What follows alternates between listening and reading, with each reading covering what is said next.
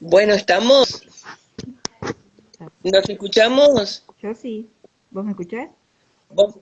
Sí, te escucho perfecto. Bueno, muy bien. A ver. Sí, a ver. Espérate. Sí, a ver, no, lo importante es que nos escuchemos. Sí, nos escuchamos, ¿no? Me parece que sí, que está bien, Sí, sí, ¿no? sí. No hace falta gritar. Sí. Bueno, ¿qué tal, Cristina? Bueno, ¿Qué hacéis? bien, ¿cómo estás? ¿Todo bien? Bien. Ah, todavía Eh, falta. y ahora ya las 6. Faltan 2 minutos. Ahora dice que se escucha perfecto, Caro, Ah, así que bueno, ya podemos arrancar. faltan 2 minutos. Bueno, voy a hablar. ¿Eh? Faltan dos ¿Qué? minutos. ¿Faltan 2 minutos? ¿Un minuto? Espero un ratito. No estás ansiosa. No, no estoy ansiosa. Lo que pasa es que no sé exactamente cuándo se entra y cuándo se sale. Eso yo tampoco, todavía tengo que Calculemos averiguar. 40 minutos más o menos me dijeron, ¿no? ¿Ok? Sí. Bueno, entonces, a ver, Voy a acomodar. yo voy a... ¿Arranco, te parece? Sí, pero... Sí, creo que... A ver. No sé. Falta 1 minuto.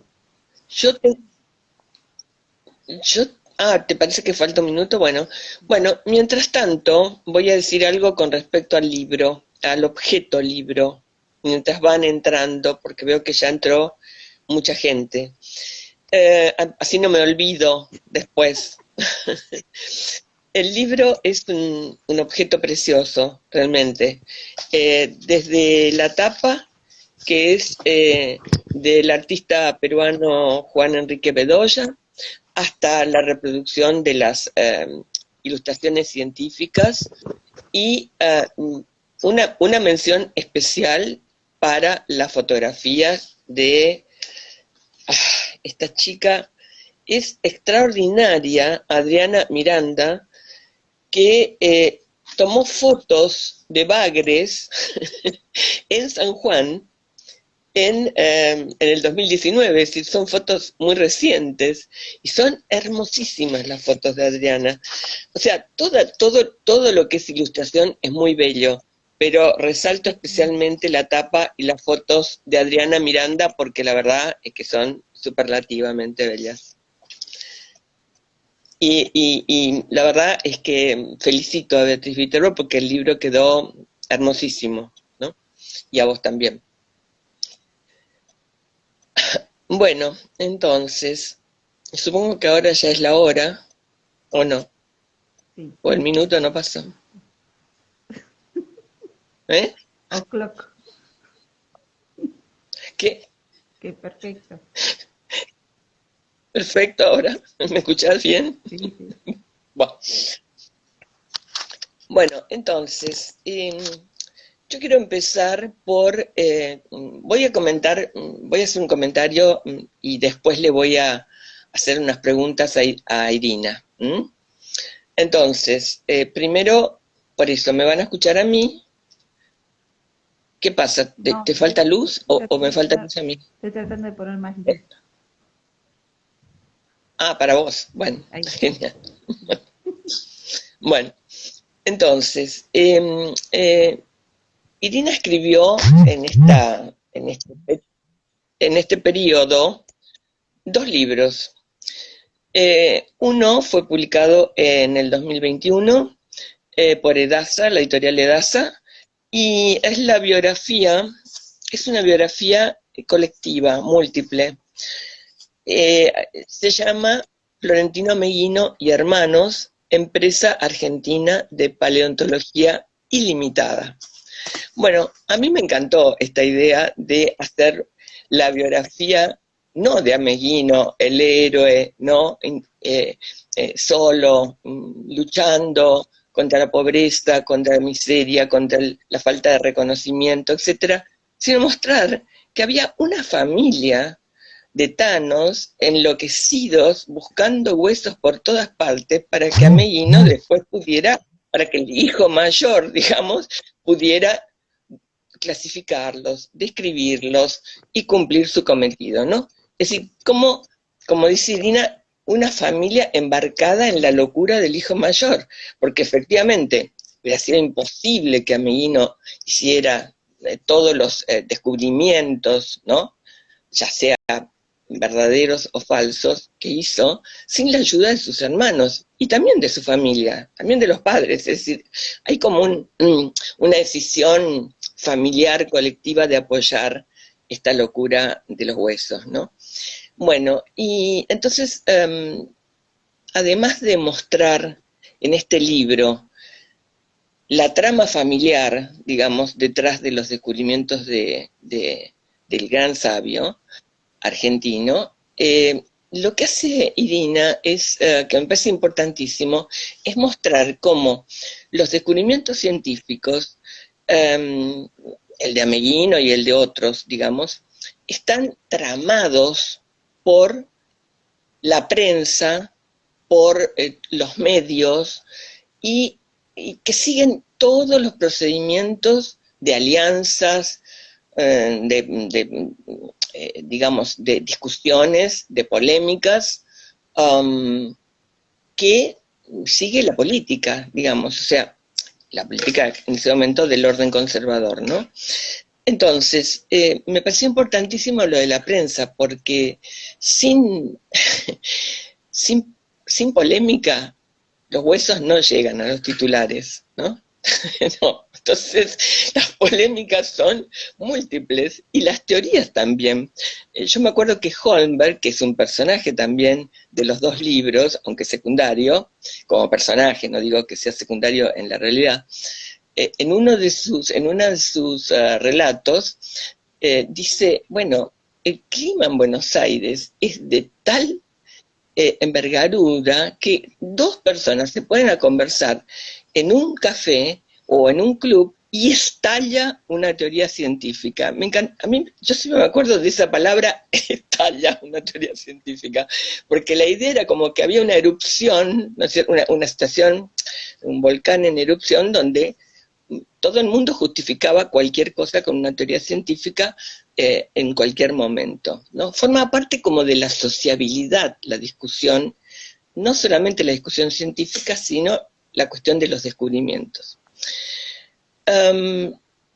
Ahora bien, a este libro, ¿no? Que es fantástico, porque la verdad es que es buenísimo, porque además está escrito con sentido del humor, porque además sigue los caminos, digamos,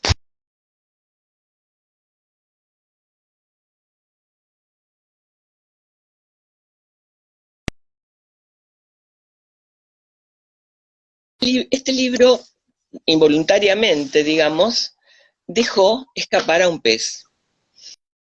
Y resulta que, de una manera azarosa, como suelen suceder, digamos, los descubrimientos, la importancia de este pez.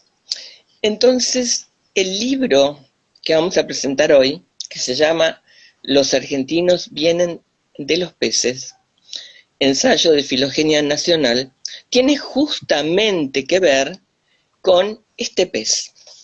Yo voy a leer un fragmento cortito del libro, de lo que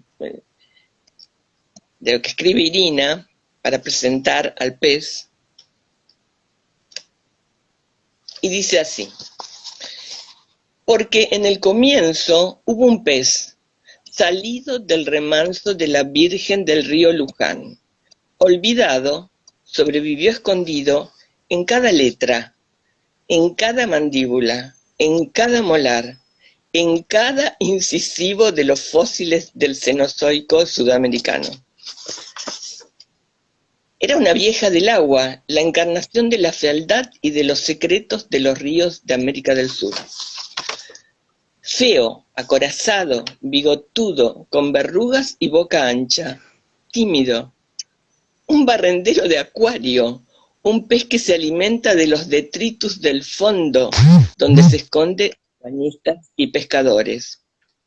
en este sapo, perdón, en ese bagre, está el nudo de los orígenes argentinos de la humanidad.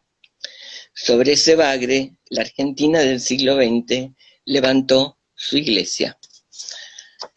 Bueno, entonces, esto que me encanta, realmente es una de las partes del libro que más me gusta, me ayuda a formularle a Irina las preguntas que le voy a formular para que ella pueda contarnos. Es decir, ¿por qué este pez? Esa sería la primera pregunta. Son tres preguntas, digamos, vinculadas, ¿no? ¿Por qué este pez? Digamos, ¿por qué la importancia de este pez? ¿Por qué Luján y la importancia de Luján? Y la tercera, ¿cuál sería la consecuencia en el presente del descubrimiento tan tardío de este pez por parte tuya? Me acordé mucho de una serie de televisión inglesa que se llama Unforgotten y que se dedica a analizar crímenes que pasaron 40 años antes. Entonces, de golpe aparece un cuerpo y bueno, este muerto,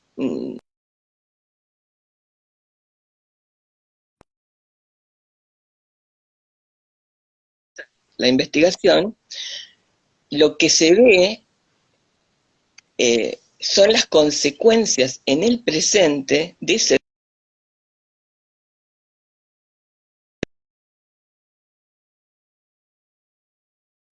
más años, pero también las consecuencias en el presente de ese descubrimiento. ¿Se entiende?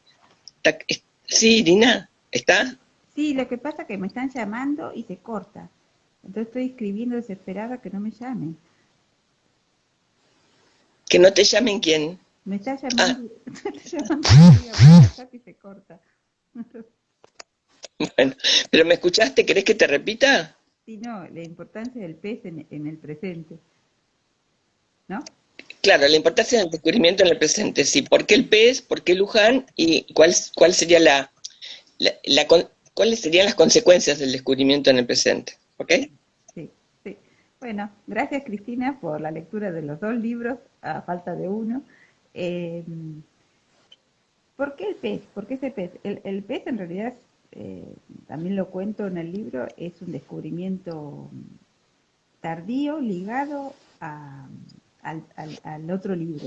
Es decir, corrigiendo las pruebas del otro libro, de la biografía colectiva, revisando las imágenes que iba a utilizar en ese libro, abro unos archivos que tenía guardados de instrumentos líticos fotografiados para una de las publicaciones de Ameguino por Pedro Anarratone, un fotógrafo de Mercedes del siglo XIX, de la ciudad de Mercedes. Y entre las fotografías, estas eran fotografías que me había mandado Roberto Ferrari, un historiador, un coleccionista de publicaciones, de objetos científicos, de fotografías, un estudioso de la fotografía científica del 19, y él me había mandado, como parte de sus archivos, una copia digital de la foto de un pez. Y me preguntaba a mí, eso fue en el año 2014, 15, me preguntaba a mí si sabía de qué se trataba eso. Era una foto que tenía el sello de Pedro Narratone, que era uno de los protectores de Ameguino, eh, y se llamaba, decía abajo, Tipupisis lujanensis, Florentín F. Ameguino, que es la foto con la que empieza el libro. Y yo miré el PSS y dije, no sé qué es, no sé a qué se refiere, porque Ameguino, como cualquiera que sepa algo de Ameguino, siempre se dedicó a los mamíferos, a las muelas, a los mamíferos, humanos y no humanos, mamíferos. Y corrigiendo las pruebas, acababa de leer un fragmento de Burmeister, donde se refería a la llegada de Ameguino muy jovencito al museo público con un pez. y que Ameguino pretendía con ese pez, Ameguino era un desconocido, era un preceptor, llegaba con su pez, un raro, y él sostenía que era un pez nuevo y se lo llevaba a Burmeister, el director prusiano del museo, para mostrarle su gran descubrimiento. Y Burmeister le dijo, usted es un ignorante, lo sacó corriendo, y le dijo, ese pez es muy conocido en la zoología internacional, salga de acá, usted no sabe nada. Eso lo cuenta Burmeister muy poco antes de morir, en una publicación donde critica la obra de Ameguino en 1892. Han pasado más de 20 años del episodio del pez. Y leyendo Burmeister, me di cuenta, nombraba, decía, él creía que era tal especie, tal género, y era tal otro. Y justo me crucé en los archivos con la foto de esta desconocida que había.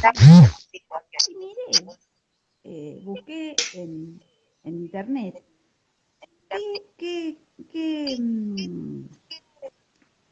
cómo eran los peces que nombraba Burmeister, cómo era la figura.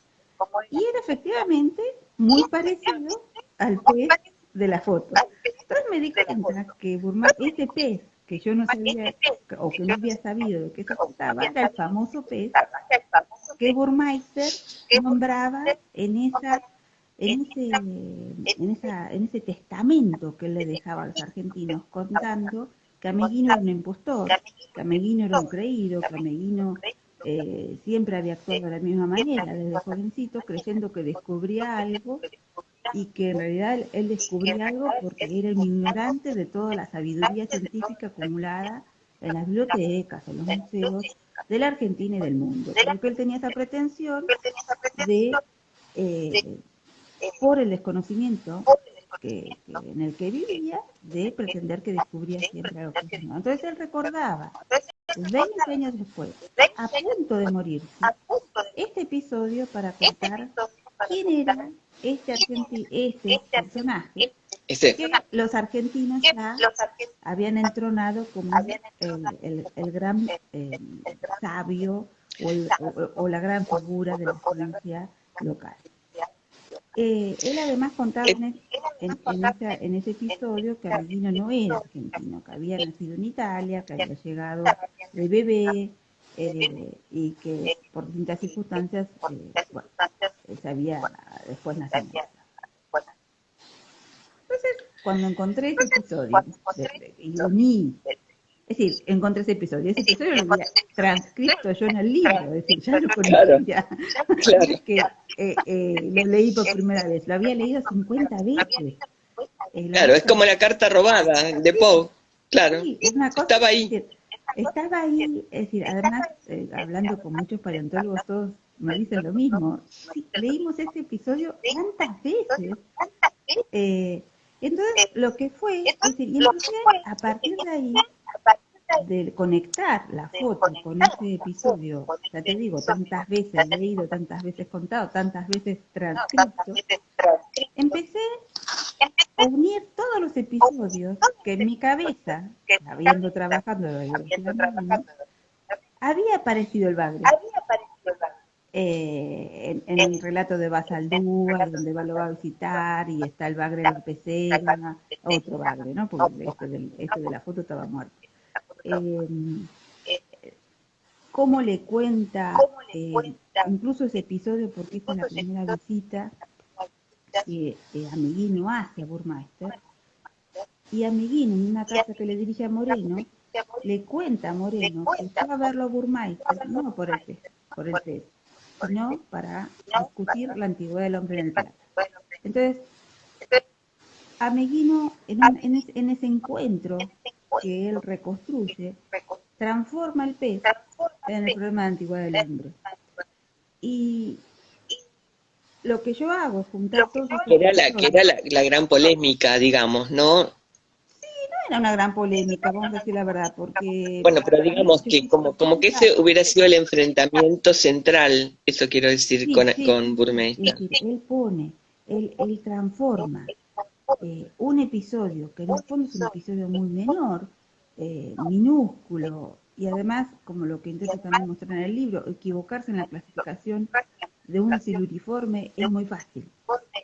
Es decir, no era muy grave lo que le había pasado a Meguino, e incluso Burmeister, cuando lo adjudica a otro género, también se equivoca. Es decir, el episodio en sí es menor, pero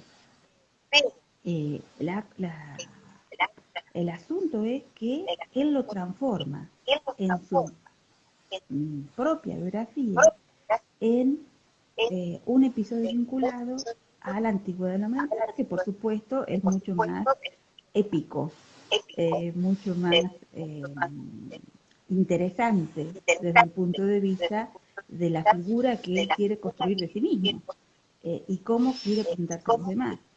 Este episodio indudablemente queda grabado en la memoria de Burmeister y en la memoria de Meguino, porque Meguino se mantiene el pez.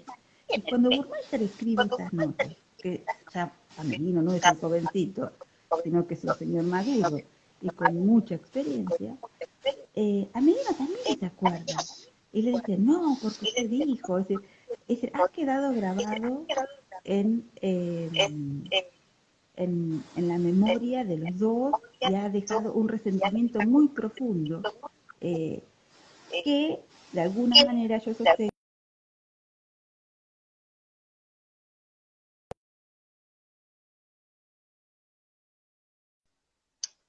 Irina, Sí, me dicen que se te escucha con eco y que no se te escucha muy bien. no sé qué hacer. No sé, yo tampoco. No tengo la menor idea. A mí me pidieron que bajara el volumen y lo bajé a mí, yo misma. Lo hice, Sí, pero pero no sé por qué, no sé qué pasa, pero bueno, seguiremos así. sí, seguimos así, así es. Sí, a lo mejor Cristina dice que vos bajas el volumen. Sí. Entonces, bueno, Yo bajé el volumen. sí, sí, ya lo bajo. A ver, bájalo, Cristina. ¿Bajo más? A ver. A ver. Y que yo... A ver ahí. No, vos lo subiste. A ver ahí. No sé. Yo lo bajé. Ah, bueno, bueno, bueno. Yo te escucho muy alto, pero bueno. Eh, no, Vos me escuchás muy alto, lo bajé a la mitad. sí, bueno, vamos a ver qué pasa. Dice que está mejor, dicen que está mejor. Eh, bueno, Bueno, la cuestión es que para mí este pez es un motor en la obra, es decir, en el impulso ameguinista para iniciar una obra y para cambiar. Es decir, Ameguino, eh, incluso en la carta a Moreno le dice, si Burmeister no me hubiese despreciado ese día, yo hubiese seguido siendo un maestro de escuela. Entonces, él mismo adjudica a este episodio que lo disfraza de otra cosa, el origen de su voluntad de ser quien después fue. eso es genial, ¿no? Porque en la escena, que la escena fundante, ¿no? Sea una escena de humillación tan grande, ¿no? Es decir, que lo humille tanto, que le diga, salga de acá con ese pez, que además no sé ni cómo se lo llevó al pez, pobre. ¿Estaba vivo? Yo no sé cómo decir, Yo parezco Susana Jiménez preguntando si los dinosaurios estaban vivos, pero la verdad que no sé cómo se llevaba un pez para mostrarlo, ¿no? es Bueno, probable que le haya llevado la foto, es probable que le haya llevado la foto, que la foto que haya sacado Pedro Narratone haya sido precisamente claro. para transportarlo, porque uno de los problemas precisamente de la determinación de los peces, sean de río o de mar, es cómo conservarlos para que uno pueda reconocer qué son. Y no creo que Ameguino tuviera frascos con alcohol, las soluciones ideales para mantener al pez. No creo que lo haya salvo que lo haya llevado vivo en una bolsita con agua, en una bolsita o en una cajita con agua. Pero lo más probable es que lo haya transportado en foto. que para eso están las fotos, es decir, para poder llevar las cosas de un lugar a otro sin que se pudran. Eh, pero efectivamente, el origen de las teorías de las teorías sobre el origen argentino de la humanidad están en una humillación. Y esa es la tesis del libro, ¿no? Que en esa humillación tan grande y en ese resentimiento tan grande se desencadena el motor de una obra impresionante, que es la obra de Meguino, en lo que es la paleontología de vertebrados, y muy, en particular la paleontología de mamíferos, los mamíferos fósiles del Cenozoico, que vos nombraste, y que todo eso ya se haya originado ahí, disfrazado, tapado, nunca vuelto a nombrar o vuelto a nombrar de una manera, salvo en ese episodio de Burmeister, no aparece. Ameguino jamás publica esa foto, jamás publica esa especie, pero sin embargo la sigue discutiendo. Y está siempre ahí enquistada, y como yo digo en el libro también, la única mascota conocida de los ameguinos fue Sí, un estefano. de la familia. Sí, es decir, él tiene la única mascota, el único animal que conserva y que tiene en su casa es un bagre que lo tiene, y eso es lo que contaba Saldúa, en la librería de Buenos Aires. Quiere decir que el bagre está ahí como testimonio de una humillación que hay que superar. Pero ese es el porqué el bagre. ¿Por qué Luján? Bueno, la familia Ameguino se había radicado en Luján. Luján era un lugar importante, había sido importante en el siglo XVIII, como cruce de caminos y como entrada al interior del virreinato.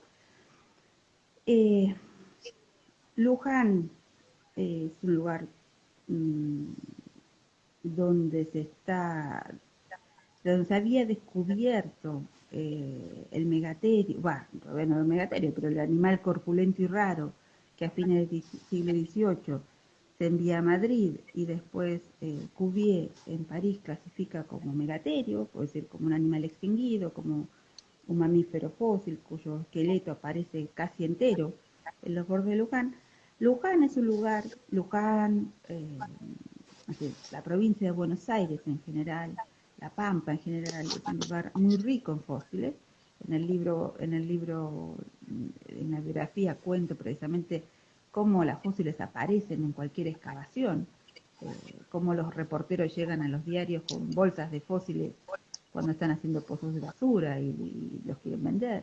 Entonces, es un lugar que además, como todos nosotros los argentinos sabemos, o por lo menos los argentinos de la Pampa Húmeda, donde las sequías y inundaciones tienen ciclos, en los periodos de sequía, los huesos de estos animales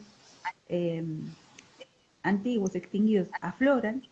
Entonces, es un lugar que, frente a la importancia que tienen estos mamíferos fósiles en las colecciones de los museos europeos y americanos, muy visitado por aquellos proveedores de fósiles o de objetos de historia natural para las colecciones europeas. Entonces, son lugares donde se sabe que van a aparecer cosas, que aparecen y que son visitados por todos estos comerciantes, proveedores, eh, donde van además los preparadores del Museo Público, el de Burmeister, van a buscar cosas, donde en el pueblo se sabe que esas cosas valen y que se pagan, ya sea por los argentinos, por los extranjeros que viven en Argentina o por eh, algún museo en el exterior.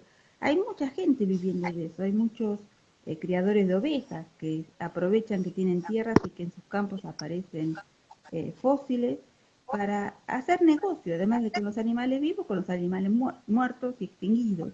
Entonces, esa idea además que Ameguino descubre la riqueza fosilífera, no, gracias a que esa riqueza fosilífera es muy conocida por los pobladores locales y por el mundo científico, es que Ameguino puede entrever hacer una carrera en ese ramo.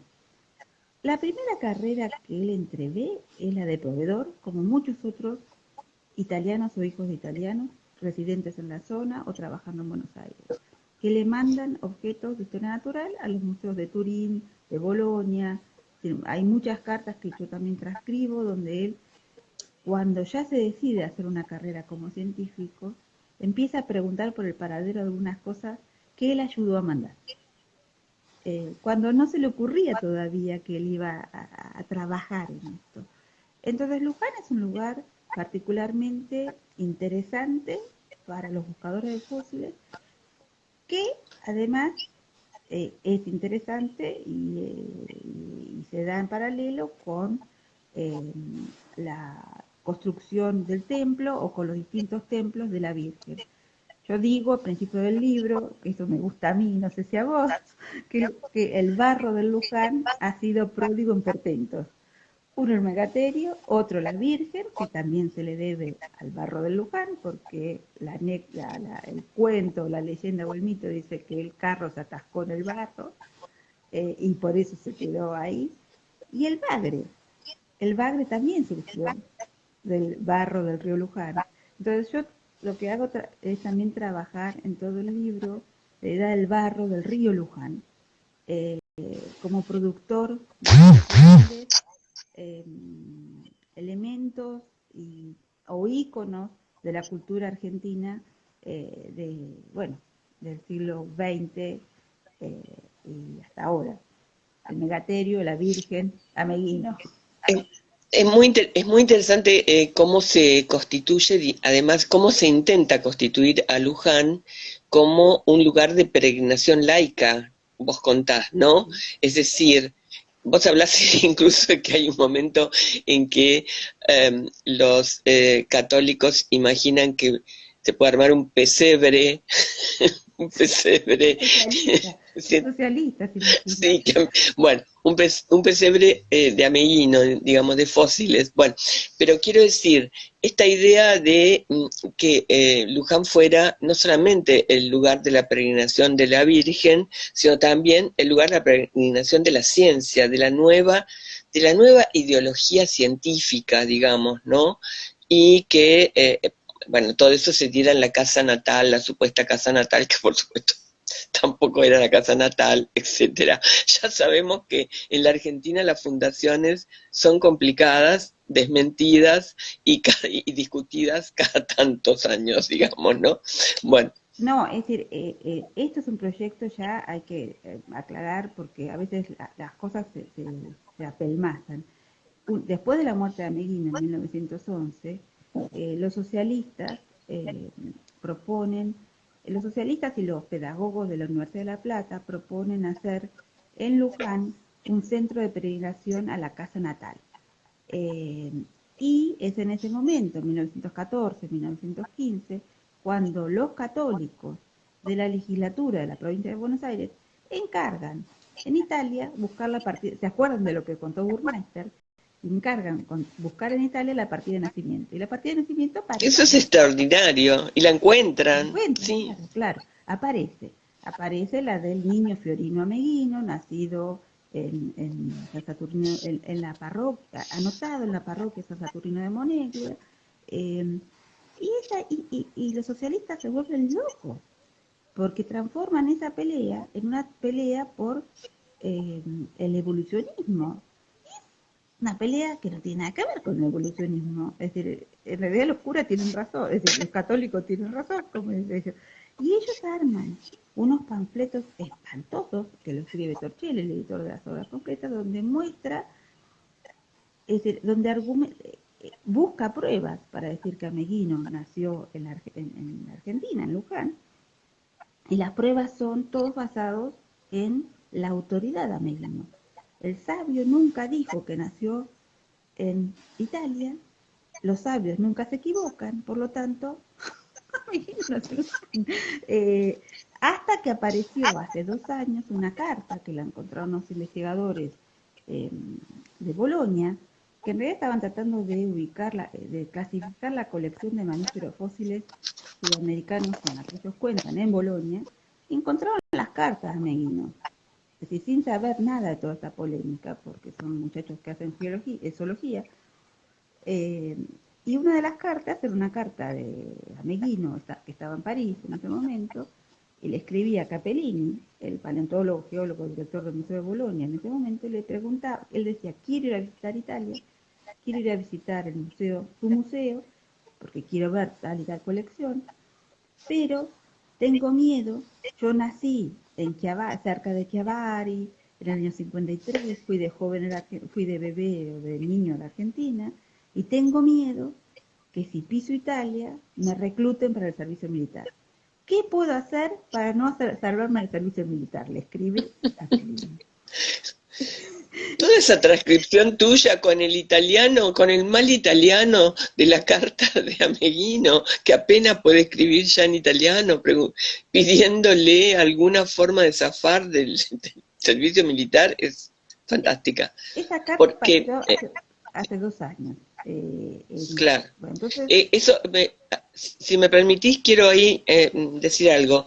El libro tiene este libro, Los argentinos vienen de los peces, tiene esta cosa muy, muy linda para mí, que está construido con fragmentos y que, digamos, lo que hace Irina es no solamente escribir ella, sino apropiarse de otras escrituras y ponerlas, ¿no?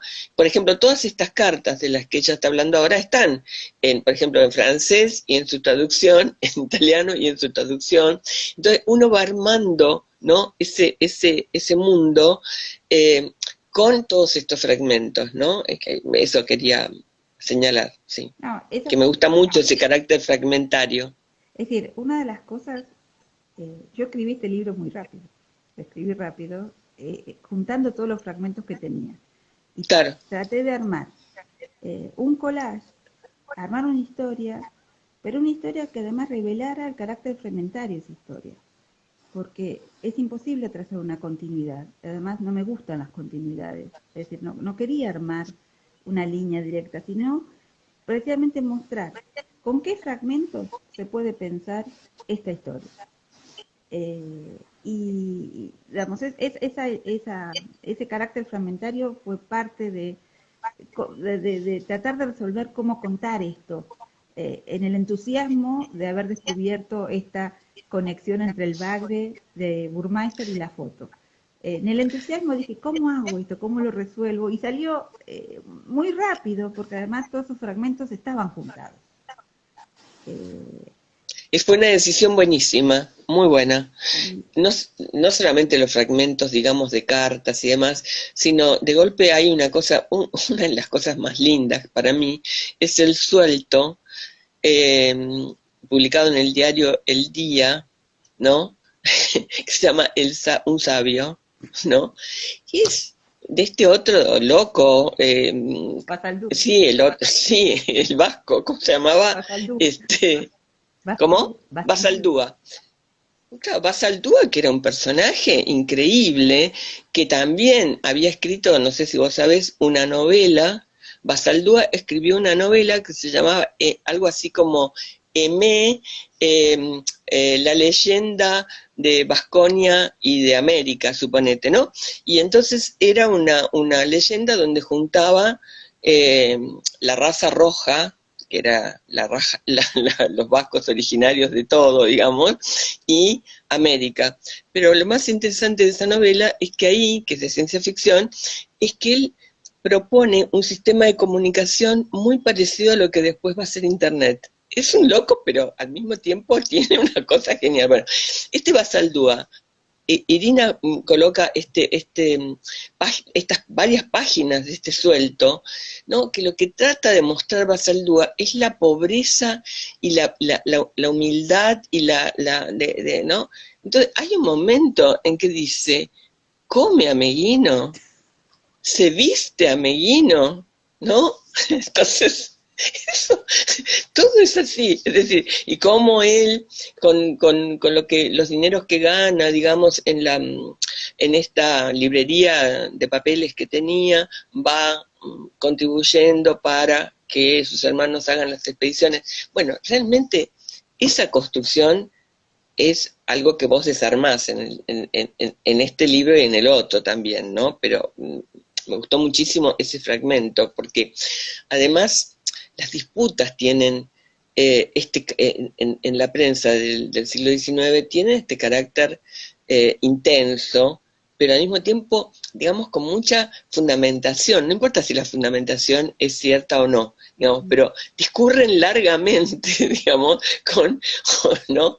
Con los argumentos para apoyarlas, ¿no? Bueno, No, además, esa reconstrucción de Basaldúa, hay que leerla también, que Basaldúa está dando un discurso para que a Mequino se lo nombre profesor en la Universidad Provincial de La Plata. Entonces, también hay que entender que esos discursos, donde el pobre Ameguino no come esto, aquello, patatín patatero, tienen un objetivo muy claro, que es conseguirle trabajo. Es decir, no son disputas teóricas, son disputas laborales en este caso, o lograr que el ministro se vuelque hacia uno o hacia otro. Y eso también es lo que marco en el otro libro, que es cómo estas disputas están signadas por la lucha por el puesto. Y las hemos leído como grandes disputas teóricas y son por el cargo de director de esto, el cargo de director de aquello. Eso no quita que estos tipos no trabajen, ¿no? Es decir, no, eso no quita lo otro. Pero cómo leer las disputas en un tono también menos heroico y menos teórico del que tienen. Y por otro lado, es un placer leerlas porque es una prosa y una gracia que la verdad yo disfruté muchísimo trabajando con la prensa y escribiendo los dos libros también, desde la lectura de la prensa de la época y desde los recortes que Ameguino juntaba sobre sí mismo, ¿no? Pero sí, la, la última pregunta, ¿no? Que me habías hecho sí. sobre la importancia es decir, ¿cómo ha sobrevivido este Bagre en el presente? El Bagre sobrevive de muchas maneras, en parte, es decir, eh, he estado leyendo hay muy pocos comentarios eh, sobre en contra, pero porque vamos a decir la verdad, todo el mundo ve que hay un libro sobre Ameguino y todo el mundo lo celebra sin leerlo. Porque, Yo lo leí, ¿eh? sí, sí, sí. No, pero no digo estoy hablando de vos, sino que todo el mundo dice, al fin, se ocupan del sabio. Y yo precisamente lo que digo en los dos libros es, del sabio nos hemos ocupado desde que nació. Y todo el siglo XX está lleno de cosas sobre el sabio, homenajes al sabio. Es decir, y por lo visto no sirvieron para nada, porque parece que todo el mundo se ha olvidado de todo esto. Entonces, eh, vamos a decir la verdad, teniendo en cuenta que me he vuelto muy partidaria de Ezequiel Martínez Estrada, no sé si va a servir para algo, porque la pampa se traga todo Comparto, comparto. y nada sedimenta en la pampa, entonces no sé si sirve para algo o si puede conectarse, pero sí tiene que ver con todas estas fantasías que hay y todas estas eh, no sé, es decir, yo tengo gran admiración por la obra de Meguino, la obra de Burmeister, la obra de Holmer, digamos. No hay un cuestionamiento a su producción científica. Al contrario, yo lo que digo es que tanta celebración del sabio nacional se basa en un desconocimiento completo de lo que se hace. Todo lo que se festeja en el siglo XX, el Día del Naturalista, todo se basa en decir eh, tonteras sobre Ameguino. Es decir, nadie se pone a leer la clasificación de los molares de los notungulados. Porque es imposible, digamos, es una cosa que está dirigida a 5 paleontólogos. No es un problema de lo que escribe, si está mal o está bien. Las cosas que se leen de Ameguino son obras de juventud de Ameguino, que la misma vida de Ameguino quedaron desautorizadas y sin embargo es lo que van a retomar tanto José Ingenieros como Ricardo Rojas, como obras representativas de la cultura argentina. Y para decir que Ameguino es parte de los modernos, Ricardo Rojas niega que Ameguino escribe el 80% de su obra en francés.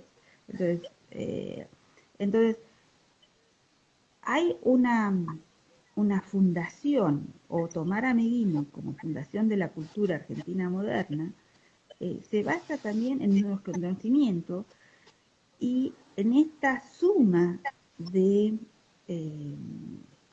de fantasías, de mitos, de confabulaciones, de confusiones, que no muestran en realidad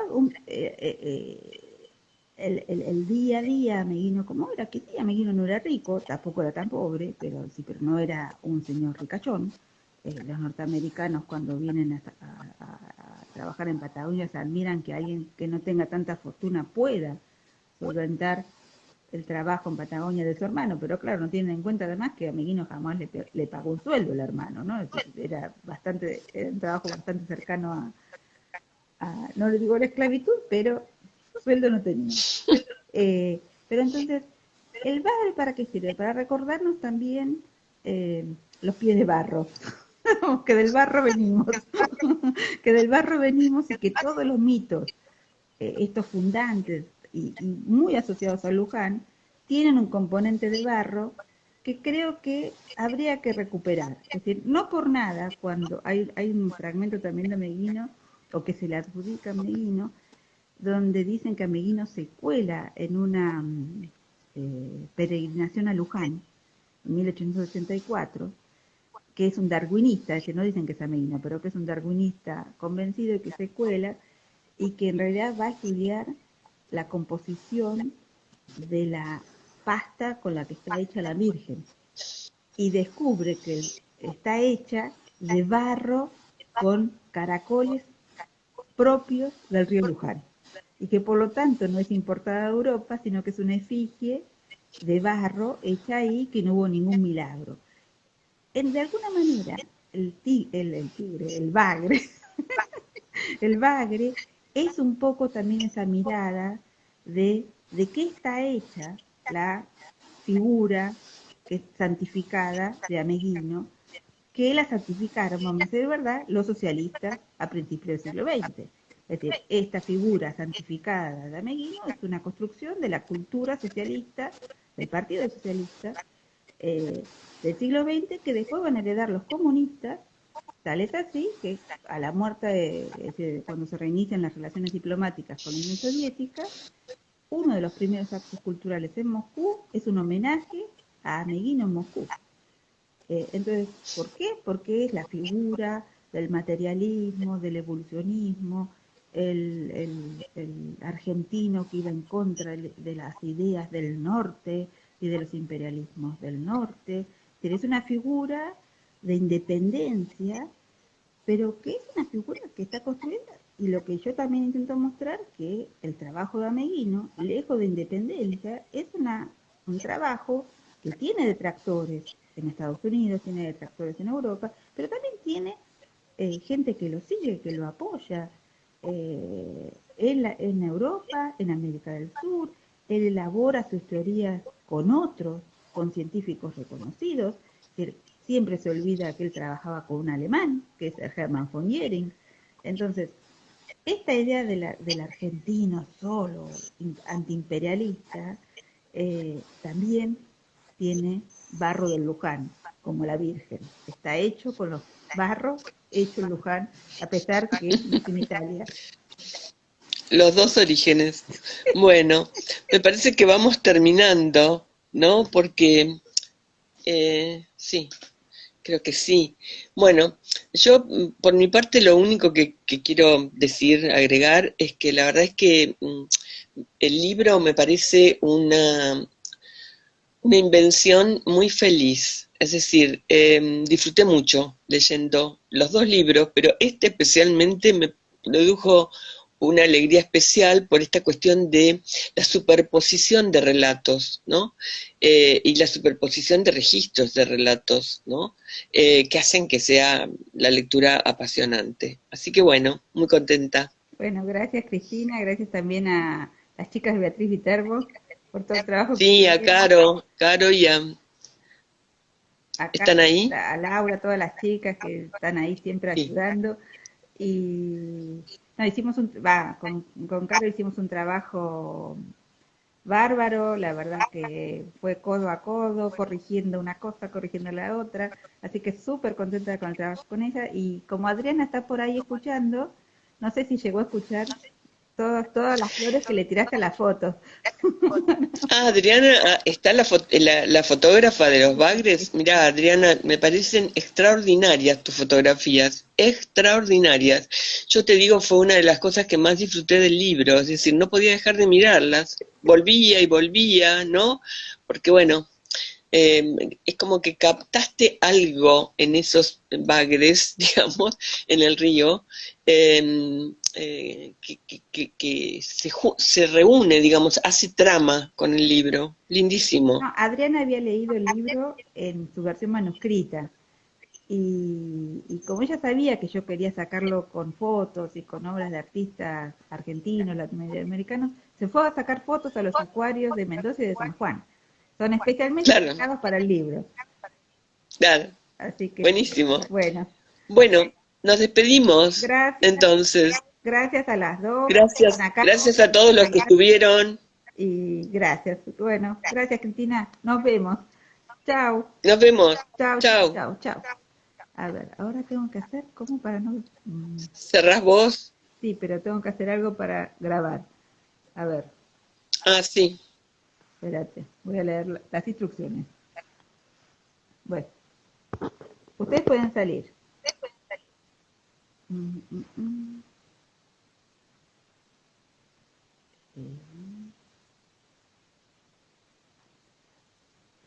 A ver, directo, ¿cómo se corta? A ver.